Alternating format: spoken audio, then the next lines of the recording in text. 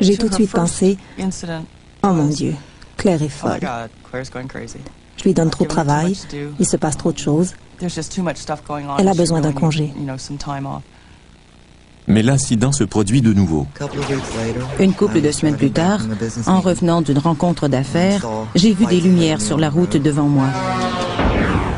Soudain, l'intérieur du camion est devenu tellement illuminé que j'étais aveuglé.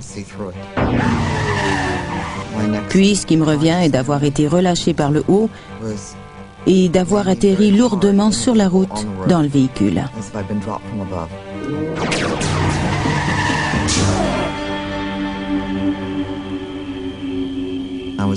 J'avais peur de leur raconter que ça s'était produit une autre fois. Je ne voulais pas qu'ils me croient folle.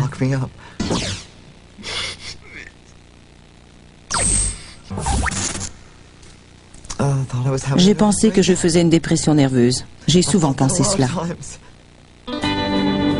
Claire n'est pas la seule à être déstabilisée par ce trou de mémoire. Dans l'humour, comme dans la vraie vie, le sens du rythme est important. Un soir qu'il se rend dans le Vermont pour donner un spectacle, Fred se rend compte qu'il a perdu plusieurs heures. Sa vie commence à se détériorer. Pour lui aussi, le coup de départ est une apparition. Tout à coup, j'aperçois cette chose. Ça ressemble au dirigeable de Goodyear. C'est ce que j'ai cru. Les lumières ont commencé à flotter au-dessus. Ça retient mon attention et je me dis, ça, c'est le dirigeable de Goodyear et bientôt, je vais voir le nom Goodyear. En quelques secondes, il était réduit à la grosseur d'un ballon de volley-ball. Et je me dis, ce n'est pas un dirigeable. Juste au moment où il s'approche, un avion militaire s'amène. Et comme il arrive dans le champ de vision, le présumé dirigeable se dirige vers le nord et s'éloigne de l'avion en un temps record. Il est parti.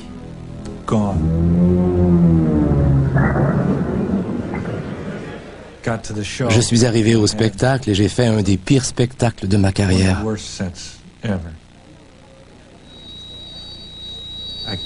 Je n'arrivais pas à utiliser le microphone. Chaque fois que je voulais le prendre dans ma main, quand j'arrivais à la chute de mon histoire, il y avait un court-circuit. Alors j'ai dû laisser le micro sur son support pendant le reste du spectacle. L'autre gars s'amène et n'a aucun problème avec le micro. Il le prend dans sa main et tout fonctionne bien.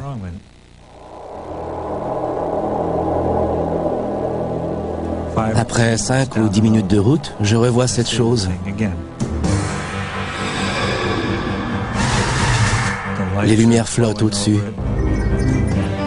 Ils l'enveloppent complètement. Puis, quand tout est éclairé, elle commence à descendre en biais.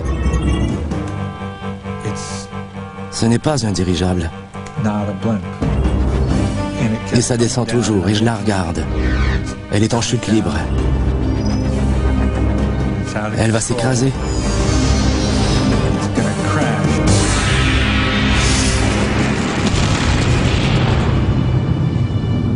Puis, plus rien. C'est fini. Il ne reste qu'un nuage. Le ciel est d'un rouge de braise. Je m'arrête dans un motel. Je suis exténué. Je ne peux plus conduire. Il est 1h30 du matin. Je suis à une vingtaine de kilomètres de mon point de départ et 3 heures se sont écoulées. Je n'ai pas pu conduire tout ce chemin à 7-8 km à l'heure. Il y a un trou dans le temps, je ne comprends pas.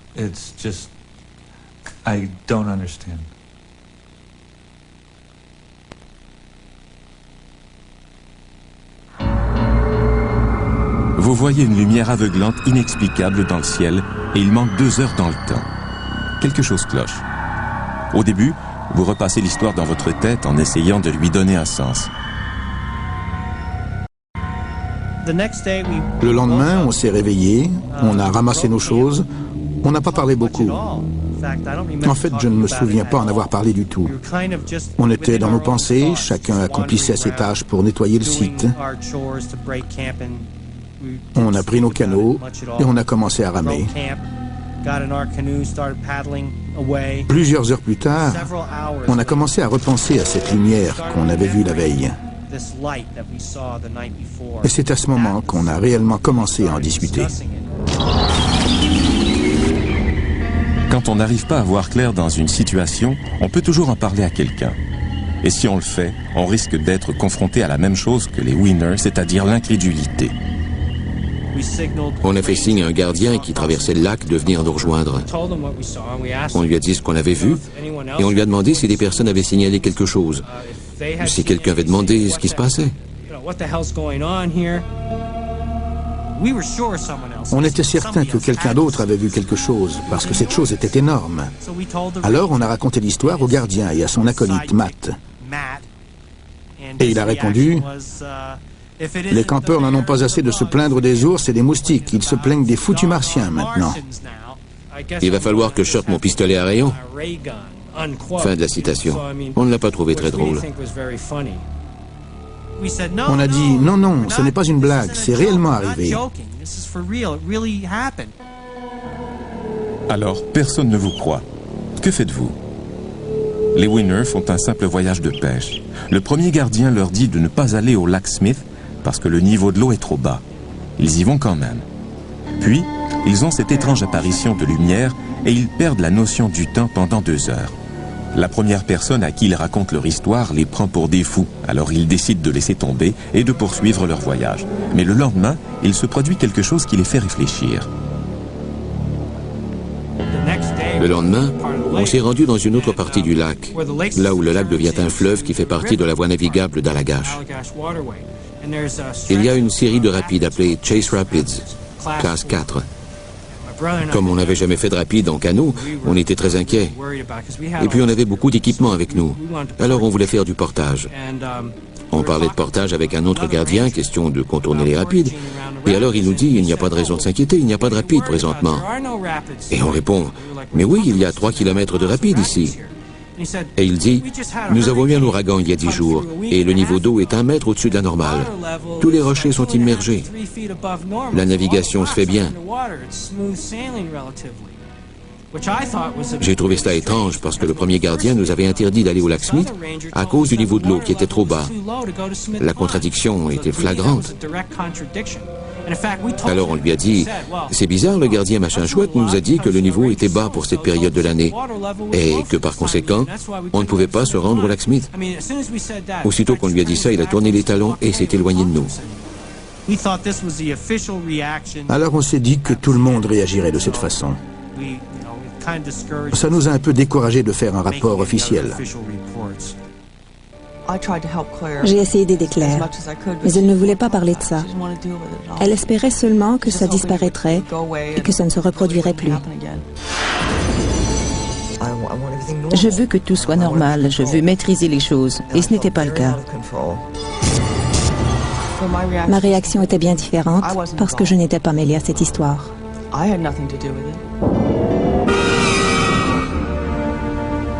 Mais quand Claire vit sa deuxième expérience, Diana commence à se sentir impliquée.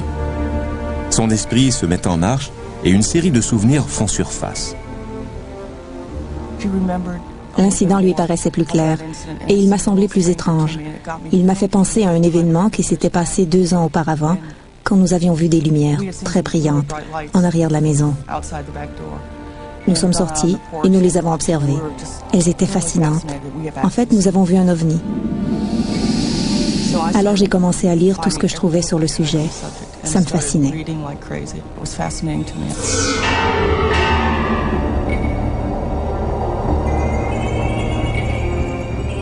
La vie sur la ferme doit suivre son cours. Il y a des travaux à faire, des mises bas à assister, mais les 2 femmes remarquent qu'un voile inquiétant assombrit leur vie. Quoi qu'elles fassent, quelque chose de bizarre se produit.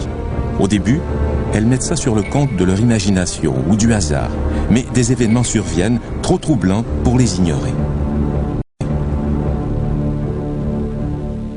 À mesure que les souvenirs surgissaient dans la mémoire de Claire, la situation devenait de plus en plus étrange. Elle a commencé à se rappeler de mains anormales. On a fait le lien avec les lumières qu'on avait vues 2 ans plus tôt.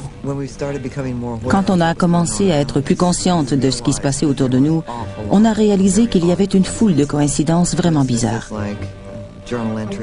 comme des données à l'ordinateur qui disparaissaient, des lumières ou la télévision qui s'allumait et s'éteignait même si elle n'était pas branchée, des horloges qui s'arrêtaient chaque matin à 3 heures, se mettre au lit les jambes rasées et se réveiller avec du poil.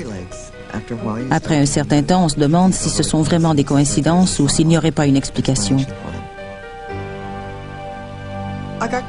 J'ai commencé à m'inquiéter quand j'ai compris qu'on était impuissante. Je savais qu'on avait besoin d'aide et de plus d'informations. J'ai pris l'annuaire et par chance, je suis tombée sur la Fondation de recherche sur les ovnis.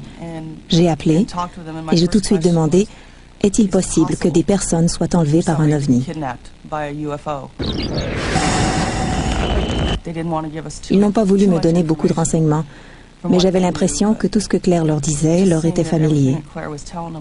Ça correspondait à des scénarios connus pour eux, mais ignorés de nous.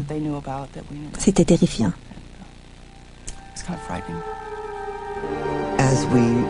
Plus on en apprenait sur ce phénomène et plus les souvenirs continuaient d'affluer. On a toutes les deux commencé à réaliser qu'on associait tout ce qui se passait à ce phénomène, aux enlèvements, aux extraterrestres, aux ovnis. On devenait paranoïaque. On devait faire la distinction entre les faits qui étaient réels, quoique un peu étranges, et les faits directement reliés à ce qu'on vivait. La différence est très subtile. And there's a very fine line between the two.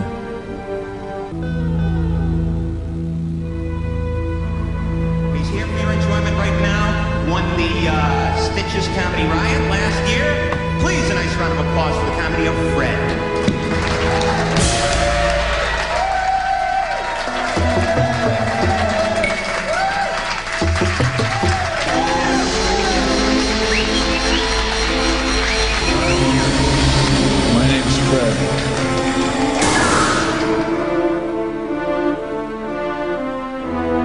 Quand Fred revient de son spectacle manqué au Vermont, après l'apparition suivie de son trou de mémoire, il ne peut pas s'empêcher d'en parler. Il lui arrive de le regretter. Aussitôt que je suis revenu en ville, c'était mon seul sujet de conversation. C'était la chose la plus importante qui ne m'était jamais arrivée. Je ne pouvais pas me taire. J'ai raconté ça à d'autres humoristes et je n'aurais pas dû.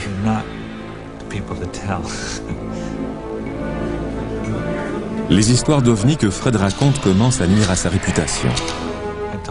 J'en ai parlé à un agent, un producteur qui avait déjà été contrôleur aérien, et il ne voulait rien savoir. Il m'a juste dit, tu t'adresses à la mauvaise personne, et il a arrêté de me donner du travail. Mais Fred n'a pas que sa réputation en jeu. Ça a démoli ma confiance.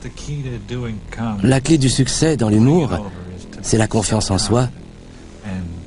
Surtout avec le genre de trucs que je fais, des sketchs sur la sous-estimation de soi. C'est très délicat. Si vous n'êtes pas convaincant, le public ne marche pas.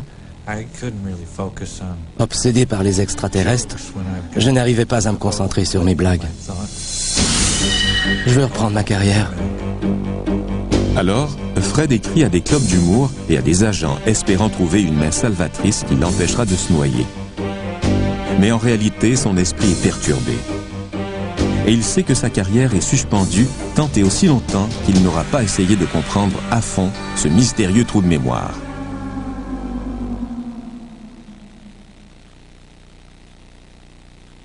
Qu'est-ce qui pousse une personne à chercher plus loin les causes de ce mystérieux trou de mémoire? Après leur retour de voyage, Jim et Jack Weiner essaient de reprendre une vie normale, mais elle ne l'est plus. Le premier indice est un changement dans leur expression artistique. Dès notre retour, mes œuvres d'argile ont brusquement changé. J'ai commencé à faire des objets aux formes bizarres et à l'aspect anthropomorphique. Je ne savais pas pourquoi. Tout ce que je savais, c'est que je ne pensais plus de la même façon. Avant et après le voyage, je n'étais plus le même. Le travail de mon frère aussi a radicalement changé.